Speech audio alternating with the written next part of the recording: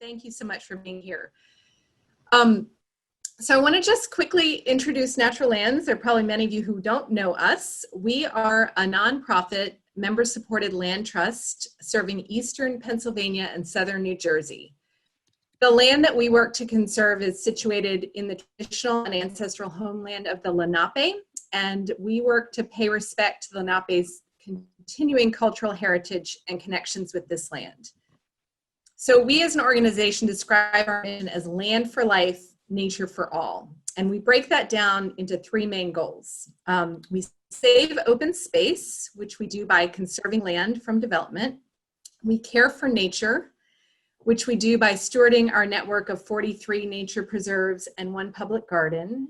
And we work to connect people to the outdoors. So we make our preserves open to the public so that we can all get out and enjoy nature's powerful benefits and do events like this, where we're connecting to the outdoors even when we're inside on a rainy night.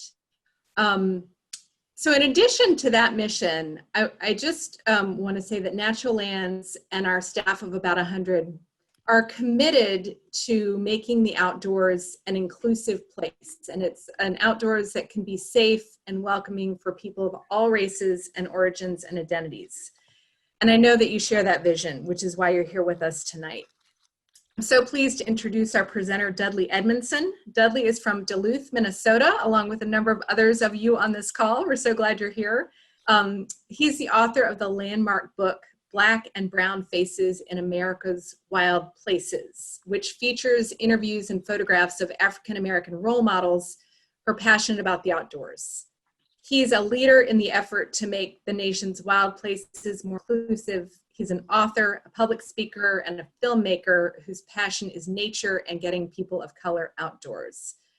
We're so pleased to have him. And I wanted to just, before I turn it over, share one quote from Dudley's recent article published for the Nature Conservancy that really kind of sets the stage and reminds us why we're here tonight. So this is Dudley's quote. He says, "Organizations that work on conservation and the environment are too often predominantly white in their leadership, staffing, and membership.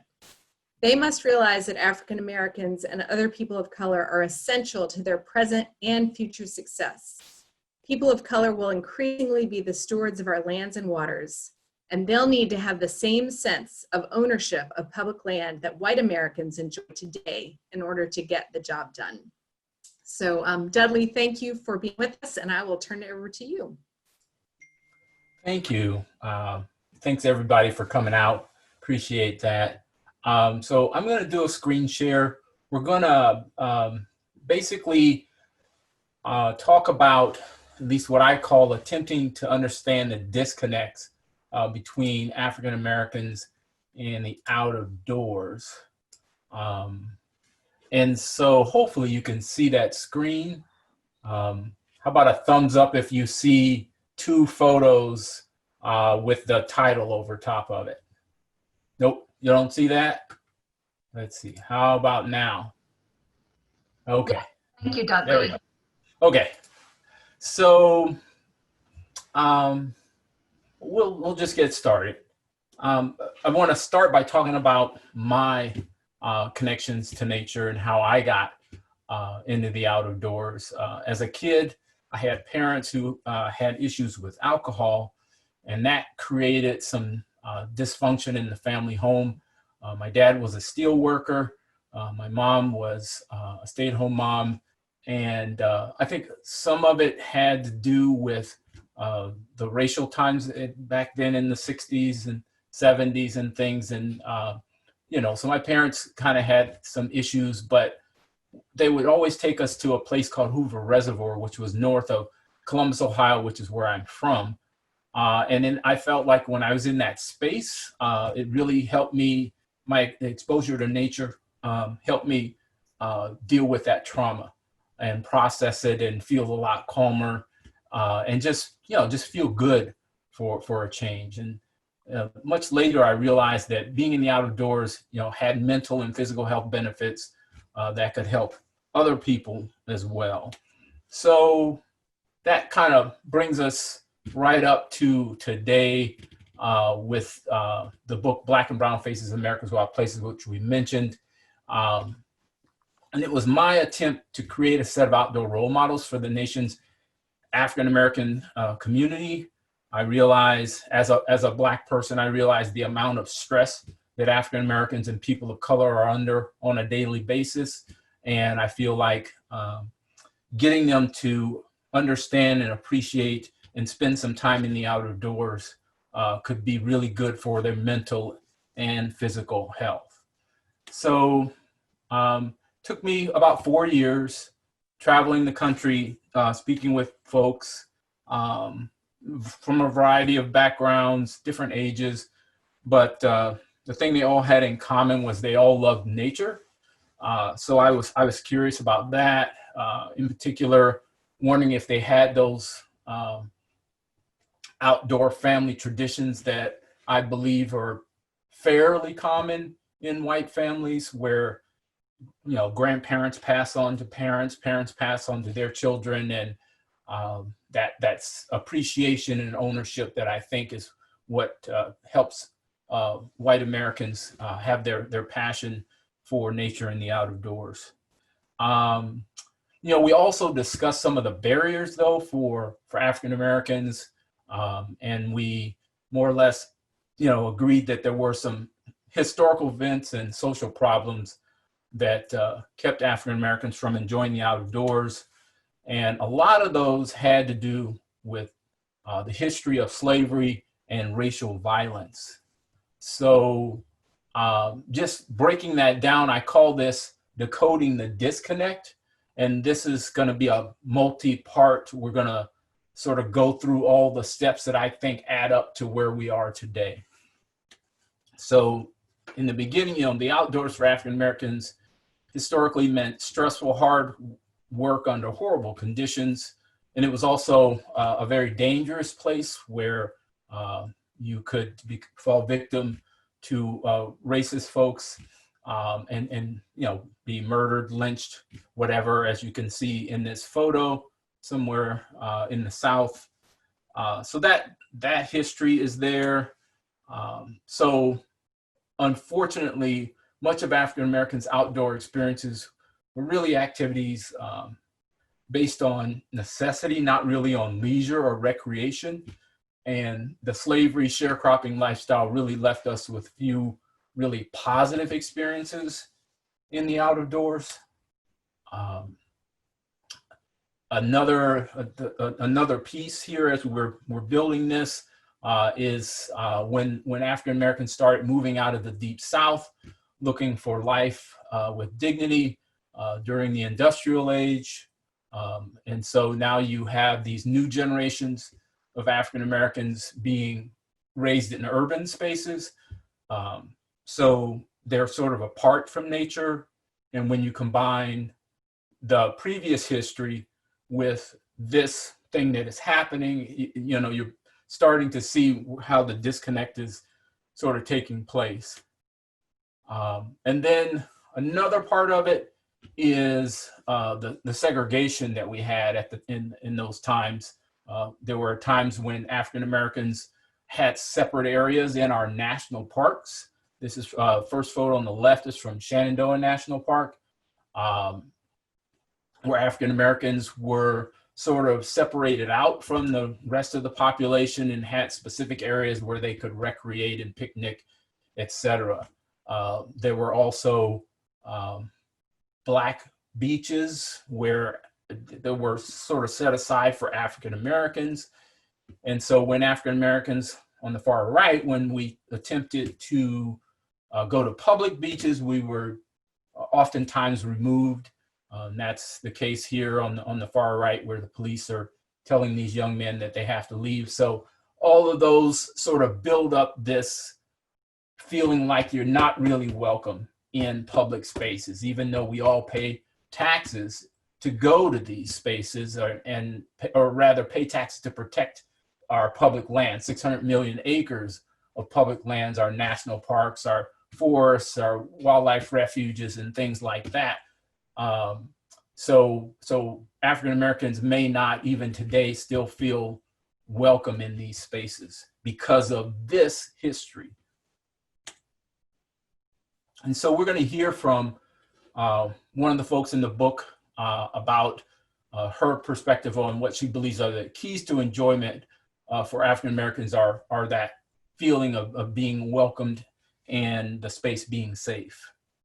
Particularly for African Americans, the key to being able to have that opportunity is to have a place to go that's welcoming and safe.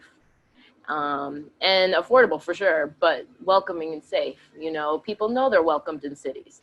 I don't hesitate to go to a city when I'm traveling.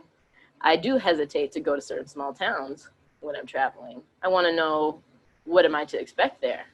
And sometimes that can be stressful if you're not sure. So the more the stories get out about where you can go, the more people will go there. But there also means there has to be places that are welcoming. And there have definitely been experiences in the outdoors here in Colorado where I have not been welcomed. And then there's been experiences where I've been really welcomed. And I won't, you know, Ouray, Colorado, Moab, Utah, those are places where I've always felt really welcomed, and they're also probably two of my most favorite places to be. Snow Mountain Ranch, YMCA of the Rockies, is another location like that. So that's welcoming places that I want to go back and bring my money to and spend my time at.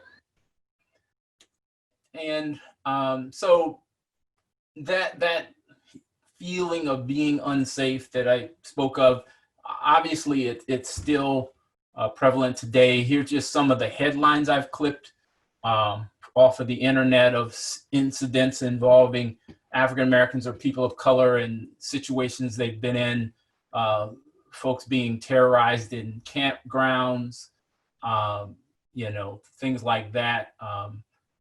Even the mindset that you're just not safe in the woods, that is still very prevalent among African Americans and people of color.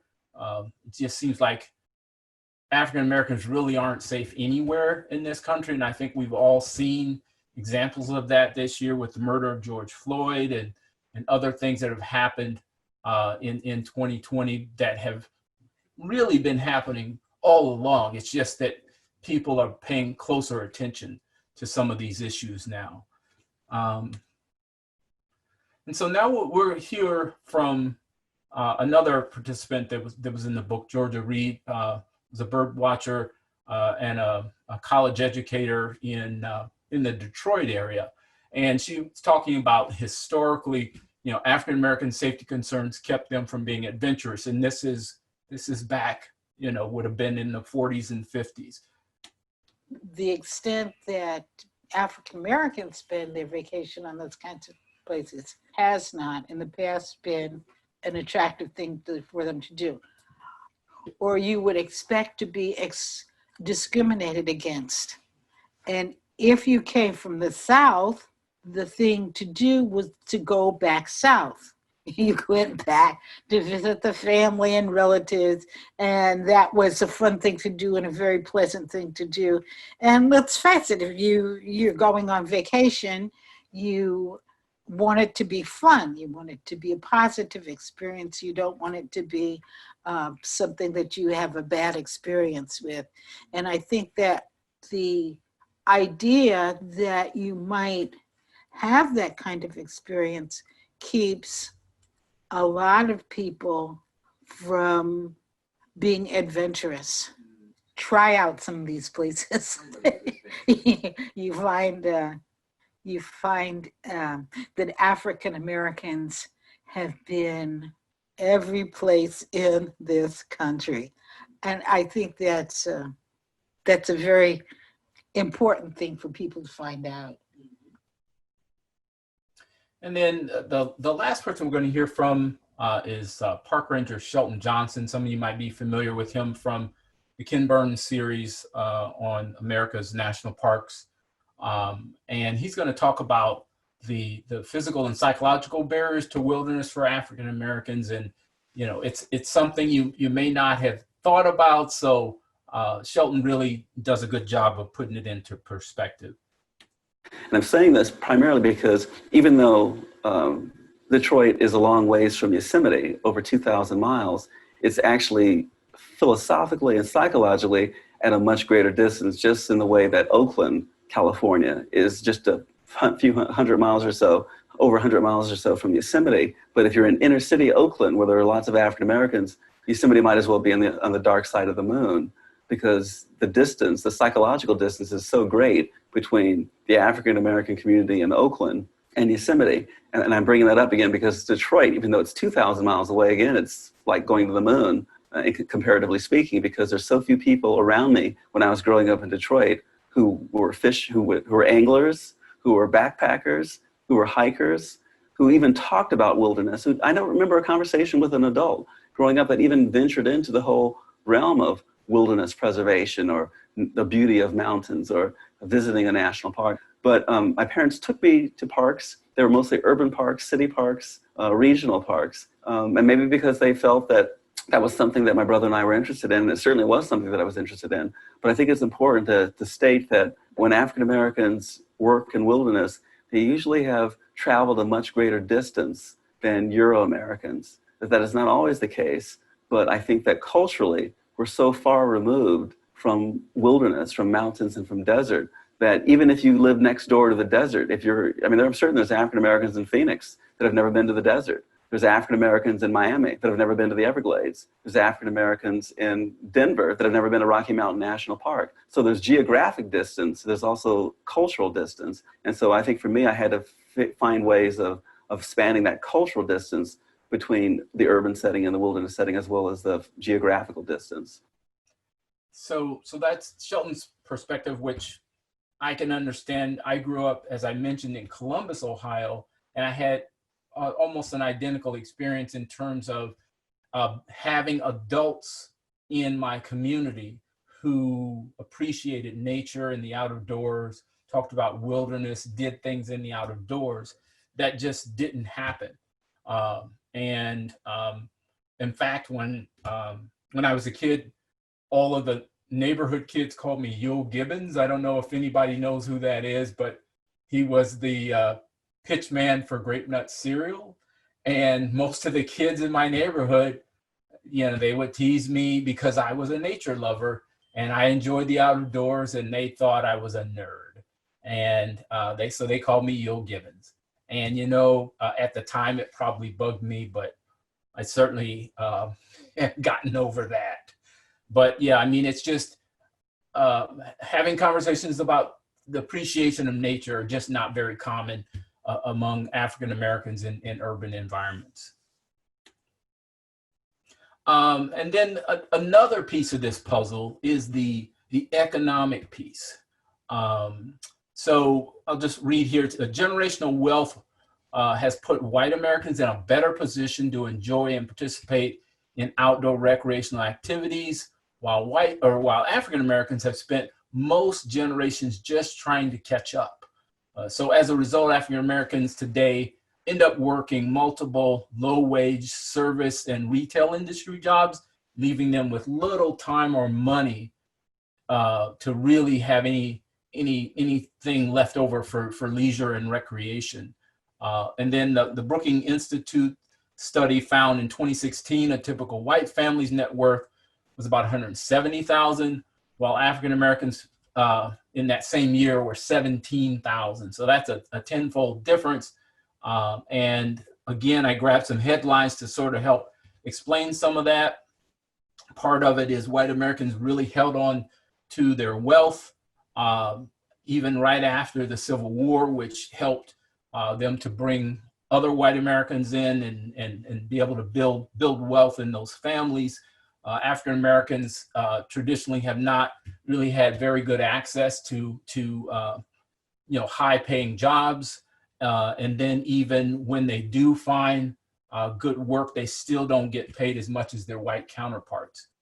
So these are a lot of the other things that are all part of that puzzle of why African Americans aren't as prevalent in the outdoors, don't really have it part of their family traditions. And really, this piece kind of explains why people aren't out there even today, in addition to the safety concerns. And then this is a slide that I added recently because of conversations I've had with African Americans and people of color that I've been locally trying to get into the out of doors. And again, we'll just go through these. I feel like white people are so dominant, particularly in the out of doors, which can make their presence extremely stressful for African Americans and other BIPOC, which is Black, Indigenous, people of color. And, you know, in a crowded place full of white people, it only takes a few stares, some ignorant comments, or even worse, a situation involving law enforcement, really to ruin African Americans' day and people of color.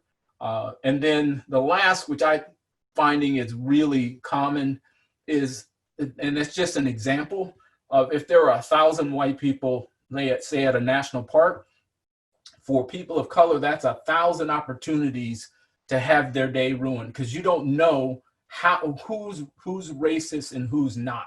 So that creates this incredibly high level of stress for you, that you don't want to risk it. So you stay at home, you go visit family and friends, you go do anything but put yourself in a situation where there are more white people there than there are people of color, because of it just creates high levels of stress. I know that just from, you know, the people that I do things with, as well as even with myself. And I've learned to deal with it better over the last 40 years or so that I've been doing things in the out of doors. And you know, what I've learned personally is that probably, at least in my case, again, I've been out there for 30, 40 years, and 95% of the white people, 98% of the white people I've come across have never given me any trouble. I've had people bake me apple pies in camp. I've had people offer me beer. People, you know, basically give you a shirt off the back. They're extra baked and all kinds of things. But if you don't have any experiences in the out of doors, you don't know that that kind of experience is more common than the one that's in your head based on some of these headlines that I've been showing you. So what I'm finding is it's best for me to take people out there, let them have a good experience, and then maybe over time, if they have enough positive experiences in a row, they'll start recreating on their own. But I'm finding that you know, people of color in their late 20s and early 30s are just as afraid of being in the out of doors as African Americans in the 50s and 60s, and that's pretty sad. But that's what I'm finding. So again, these are those things, the generational negative connections to the out of doors, the safety concerns, the migration to the urban spaces that sort of cut them off from having better outdoor experiences, segregation and discrimination laws that made them feel unwelcome in outdoor spaces, the economic piece where they just don't have the money or time, really, because they're working all the time to be able to do anything in the outdoors. And then what I just call the pervasiveness of white people and in outdoor spaces that can create high levels of stress. So if you want a less stressful day, you stay at home, you know, basically. So that's, let's see, are we there? We're there. So we're at a part where we want to potentially have some discussion. So I'm going to stop screen sharing for a moment. And so now we can take some questions about that first section. And again, what I'm trying to do is help people literally understand how we got here. It's not about painting people victims and villains. This is about, hey, these are the facts based on what I found in my personal experience as well as research. This is what I have found to be the problem as to why we don't have people of color roaming around in the outer doors as much as white Americans. So it's important to understand that you know, we're not you know, pitting people against one another. We're just pointing out the facts. So if you do have a question for Dudley, please go ahead and throw it down in the chat. But right now, Dudley, I think everybody is just laser focused on what you're saying. There was no chat whatsoever going Oh, on. really? Let's just see if anybody has any questions first. Yeah. Take a breath, everyone. All right, so here is one. So let's see. Give me a second.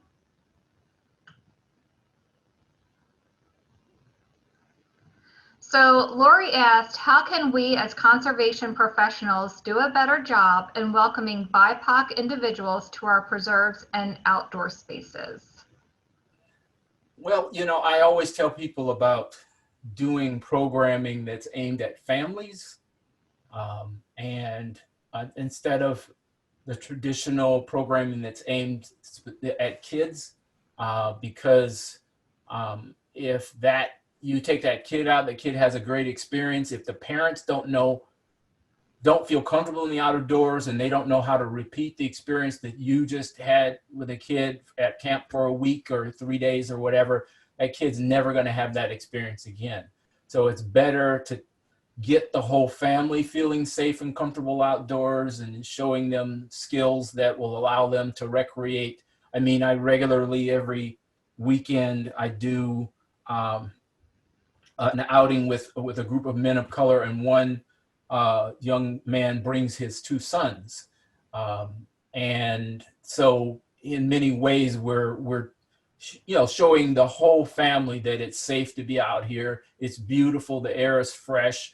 The trees are gorgeous to look at, fall colors, et cetera, et cetera. So, and then I asked them just last week, I took them to a brand new place. I was so surprised that so many of them showed up, because it was about 25 miles or more out of town, which is nothing to me, but to them, that's a long way to go away from the urban space. And they all showed up, and I was so proud of them. And I told them, I am so proud of you guys for coming out, because, you have to drive through rural Minnesota to get there. And they had a great time. So programming around families, I think, is really important. So this one also goes with the kids, Dudley, and it was from Zachary, and it's, oh, sorry, I lost it. Oh, for someone working in an after-school setting, how can I make the outdoors appear as a safer place?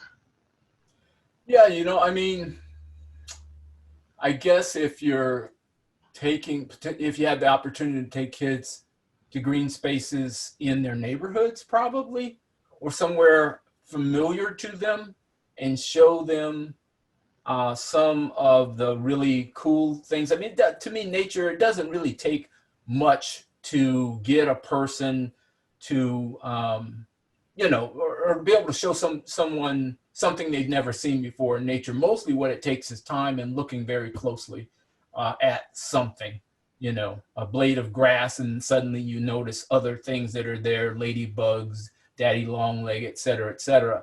So, probably I would say taking them to a green space that is near their neighborhood, near their home, and letting them explore there if possible, and letting them feel comfortable.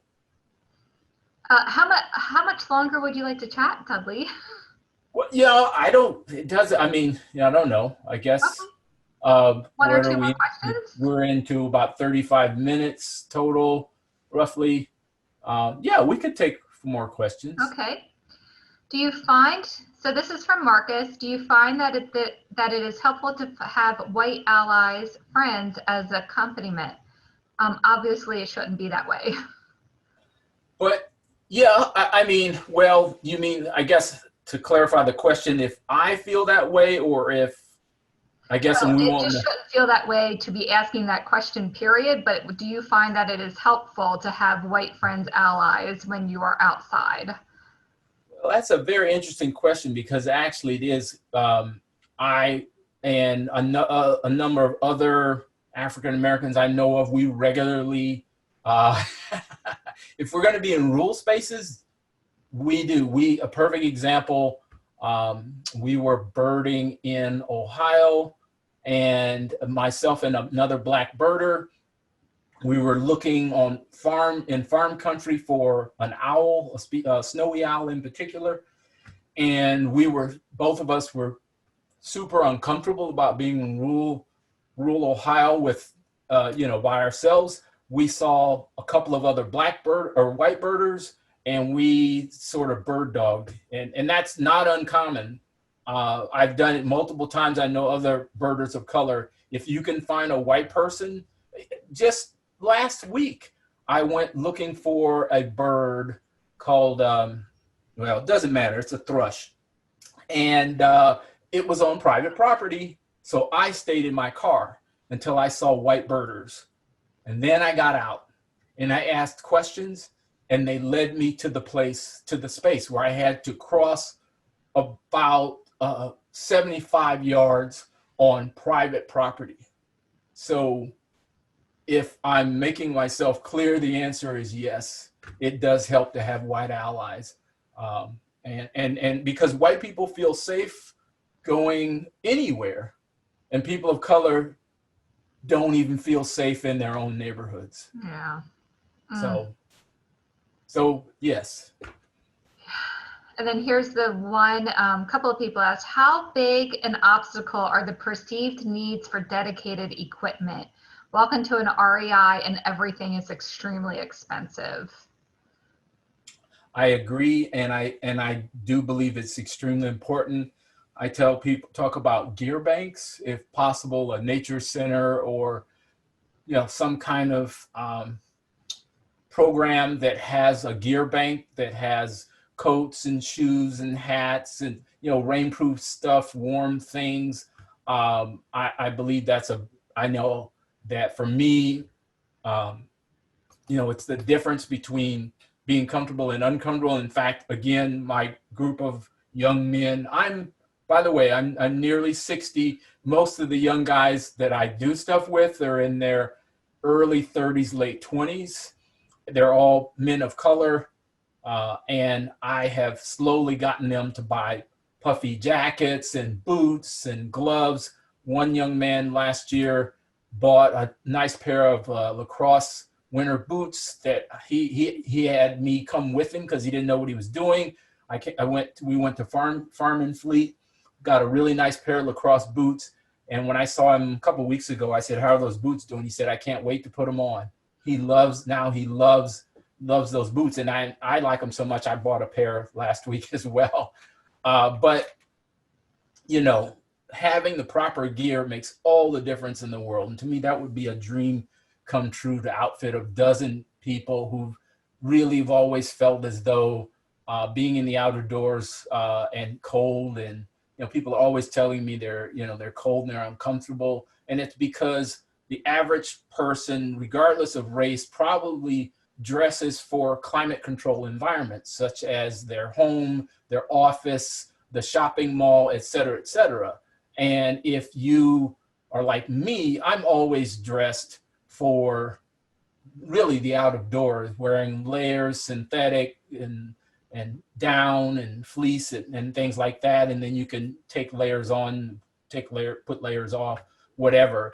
But I think that's a big problem, is people just don't have the right clothing. So I guess I'm yammering on, but the answer is yes. Clothing and equipment is important. So if I did not get to any of your questions, we'll still have another Q&A at the end of this. So I think this is a good place to stop and continue listening to Dudley. Yeah, I mean, and we're going to, sorry, go ahead. I just said we're only going to do it probably another 10 or 12 minutes, and then we'll get to the next Q&A. Great, thank you. Yeah. Okay. We're going to do that screen share thing again. So, whoops. There we go. So, how do we move forward? This is my personal observations. Really it's about engaging a new generation of land stewards. I think that grassroots, there's a lot of grassroots things going on now on social media. I pulled some Instagram profiles here, and these are people of color who've sort of turned themselves into outdoor role models with their handle from Instagram, Latinos Outdoors, Natives Outdoors. So these are people that are having positive experiences in the outdoors, and they're posting the images to prove it, so that people realize that, yes, you can go, people of color realize you can go outdoors and be safe. So this was not happening 14 years ago when I wrote my book. People just, well, I guess maybe also because social media wasn't going on, and who knows how many people were actually, doing those things. But social media hadn't blown up as big as it is. Maybe back then it was Facebook or something. But I feel like these folks are the future of out of doors. And then this is some of the stuff I was talking about earlier about me personally getting people outdoors, in my community and in other parts of the country through, building relationships with people. And so these photos on the right are some of those guys I've been talking about, where I'm, they're getting jackets, they're getting boots, and we're doing things in the out of doors. This is one young man. He's a professor he at the university, and here's his son. And they've been having positive experiences in the outdoors because I've been, taking them out and helping them with gear, et cetera, et cetera. So, I've also worked with kids in different parts of the country. I'm here in Cleveland, teaching kids something about some insects that were on some of this goldenrod. But, just kids are, they're curious. And if you can get them to feel comfortable in that space and teach them a few things, they may enjoy it enough to maybe convince their parents to, take them back and do some of those things as a family. Let's see. So we're going to look quickly at a program here that's happening in the Minneapolis area, Minneapolis-St. Paul, getting Latino youth in the out of doors. Tamales Bicicletas is the name of the organization, and they take kids camping and do outdoor leadership programming. And so I shot this video for them a while back.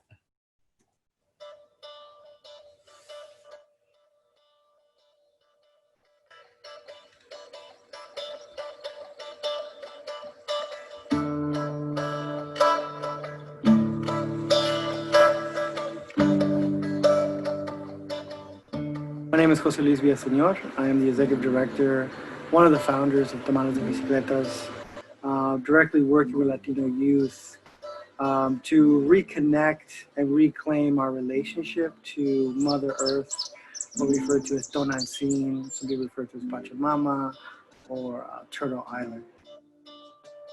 Because what we really believe at Tamales and Bicicletas, and we've been bringing youth here up roughly 7 years now here with a great partnership with the Y Camp Manosian, has been that connecting youth to the natural world with the essence of culture and history are elements to, how do I say, awaken the sense of hope in our young people today.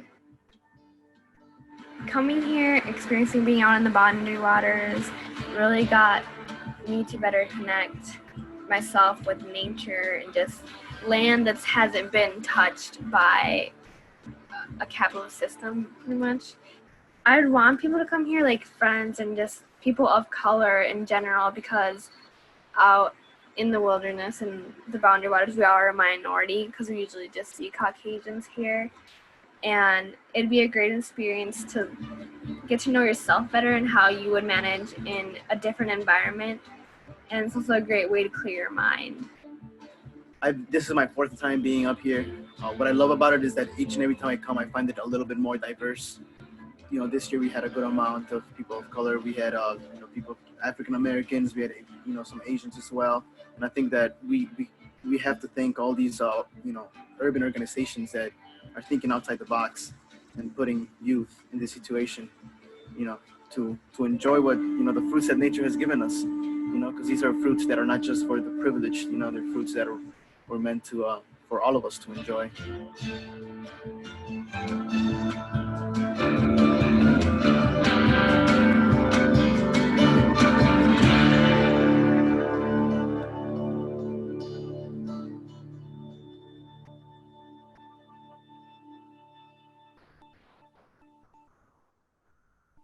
So that program, as I said, is out of the Twin Cities area, and the Boundary Waters. I don't know if many of you are familiar. Boundary Waters Wilderness Canoe Area is up along the Minnesota-Canada border, which is roughly about 3 hours from where I am in Duluth. I'm about 180 miles from the Ontario border here.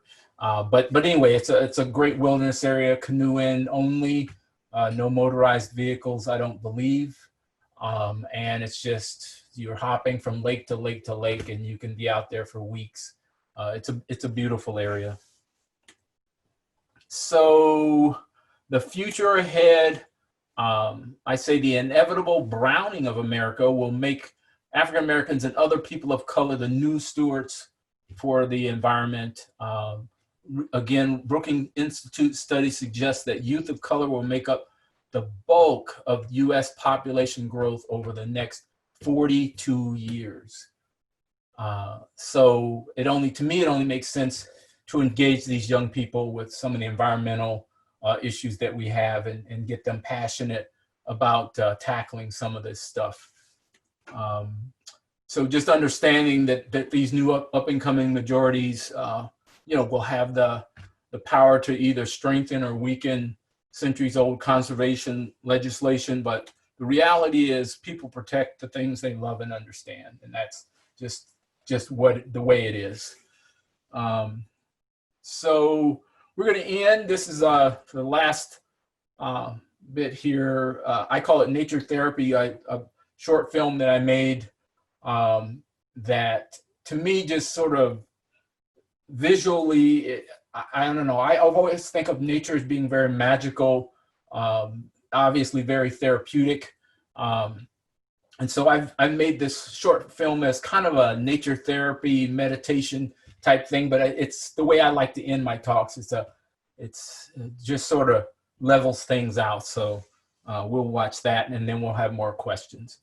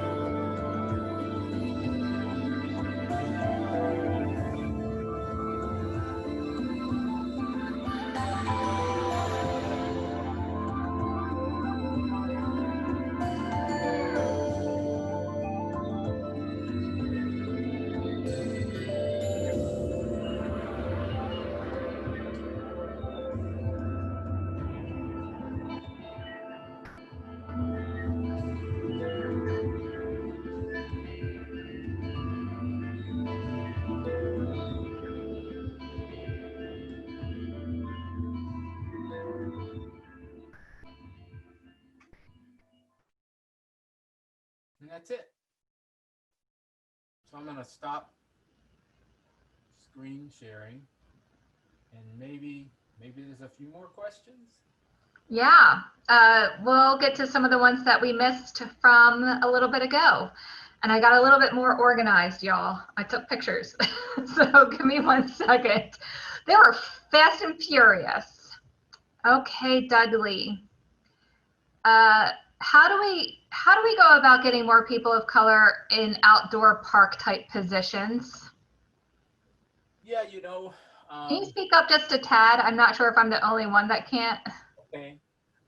You know, I feel like that, you know, engaging young people just out of college, perhaps. I had a conversation with someone with Fish and Wildlife Service a couple of days ago, and just thinking, you know, there's enough, I would think there's enough young people of color who have biology majors and may not be thinking about conservation careers, but if somebody planted a bug in their ear, maybe they might be thinking about it.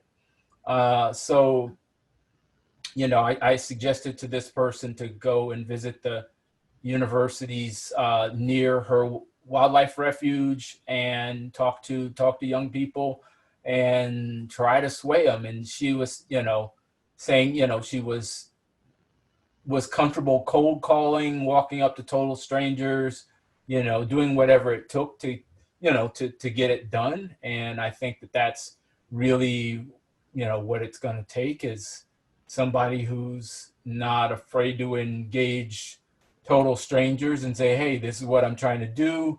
Are you interested? Nope. Then I'll move on to the next one until I find somebody who is interested. And there are lots of, I would say there are lots of young people of color out there who are interested in those careers, and it just takes, you know, some sleuthing and determination to track them down. Yeah. Okay. T. Teasley asked, I am a Black man who recently found hiking therapeutic as you have described. How can I recruit my family and friends who live in a city to try this? What did you find that resonated with them? Well, you know, just basically having discussions about the levels of stress that people are under, and the thing I've noticed about or what I know about the out of doors is you can tell somebody it's amazing and it's great and it's going to help them physically and mentally, but it's not until they actually have that experience that they believe you, because it's, you know, it's just that kind of a thing. It's like I can tell you that chocolate milk tastes great, you know, but you know, until you taste it, you know, you don't. It's like, yeah, okay, whatever. And then you taste it and you lose your mind and you go buy 16 gallons, you know. So I mean, it's hard to convince people until they experience it. So I you know, maybe I would say come at it from the stress level and talk about your personal experiences of how your stress was reduced from having that exposure to nature. Yeah. Yeah. They could just start small, you know, Yeah, just really take a small. little Yep. 20-minute walk. Yep. It's inspiring to see the Bipod groups that have been formed to encourage participation in outdoor recreation. Is there a path to a time when BIPOC and white individuals enjoy each other's company in nature rather than recreating separately? So it sounds like the question is will there be a time, or is there, yeah, you know, I mean, I think that there is certainly opportunity for both. I know I enjoy recreating with my brown friends as much as I do with my white friends, you know? So, I mean, you can certainly do both. And, you know, sometimes the thing is, sometimes people of color do like to have their time to themselves because some of the subject matter that's discussed is things that they just aren't comfortable discussing around white people. That's pretty much the number one reason why this group of men goes out every Sunday. We have Pakistani, Korean, African American, and we have these discussions that just are better done without white people. Nothing personal, it's just something that we have to do. But I feel like there's certainly plenty of room for opportunities for Black and white people to get together, or brown and white people to get together and recreate. And I you know, I've done it on a number of occasions, mountaineering in Alaska and other things that I've done. So, I mean, if you can put yourself in an opportunity to put the two groups together, by all means, do so. Yeah. Yeah. And then this one, I think, is kind of goes with your book. Everything that Dudley said resonates with me, and I think it's important to recognize that African Americans' appreciation of the outdoors may just show up differently. I also think it's important for people to learn about the affirmative history of African Americans in the outdoors. Is there a way that we can build on these positive historical connections to help African Americans reclaim their place in nature? You know, I certainly hope so. I have suggested that to some of the, to the Park Service and Fish and Wildlife Service. It's like, most of the history sometimes on public lands is mostly to do with white people's conquest or the demise of indigenous people. And those are not, neither of those are things that people of color really are interested in. So talk about some of the positive stories, and I know there's positive stories on some of these lands. I know there's a wildlife refuge somewhere down south called the Hope Collier Wildlife Refuge, and apparently he was a black man who was a bear hunter, bear tracker for Teddy Roosevelt. And so he has a wildlife refuge named after him. There's the Buffalo Soldiers. There's lots of history. I'm sure there's some history around that. There used to be lots of black towns and things like that. So give African Americans, I've suggested to government agencies to do a better job of pointing out some of the positive history of people of color on the land. And those were just some examples that I gave them. Yeah. I think we have probably time for maybe just one more question, Dudley. Of course, I'm going to always promote Dudley also. He has his own book that we've talked about a little bit. If you have not gone out and bought that, I highly suggest it. It's a wonderful book. He has his own website, which I don't remember. Is it dudleyedmondson.com? Yeah. Yeah, go on over to there. There's lots of great information on that site too. So I think the last question, because it also pertains to natural lands, is how important is it to preserve open space in closer proximity, physical proximity to areas mostly populated by people of color? Will they help with the psychological distance experienced? Yeah, that's a real good question. And the answer to me is yes. I mean, if you can appreciate green spaces in your own community, only really then can you, I think, for some people, really start to appreciate some of our public lands, like, our national parks and wildlife refuges that may be hundreds of miles from their home. And, at this time, they may say, why should I care about that space that's on the other side of the country or in another state? But, once you get them appreciating the green space, across, let's say there's a city park or something like that. And ideally, if it has an interp center, I think that interp centers are so crucial to environmental education. And if you can get more of those in, urban parks and things like that, I think they're really crucial to helping people understand nature more and to appreciate nature more. Also, there may be an opportunity for them to get some education at an interpretive center, where they can do some group activities, family activities, and things like that. So I think environmental education in urban spaces is super crucial. And if you can get it in an urban park, that would be ideal.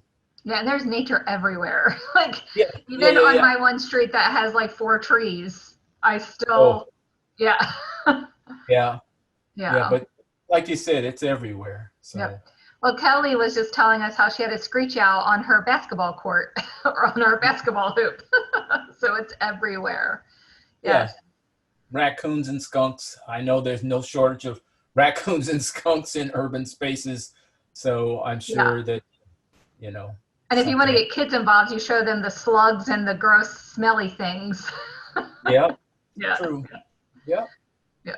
Well, thank you everybody so much for attending this event.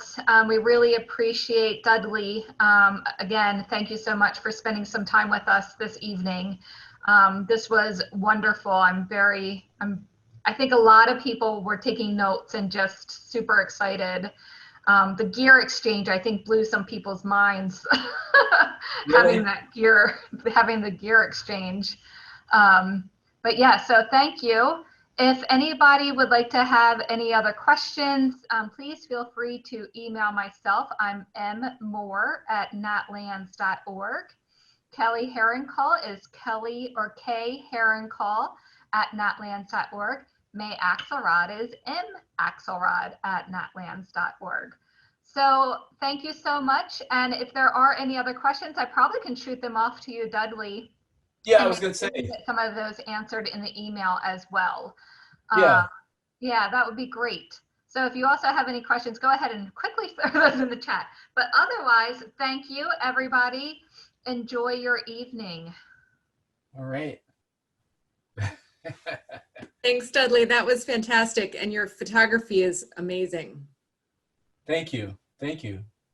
Yes.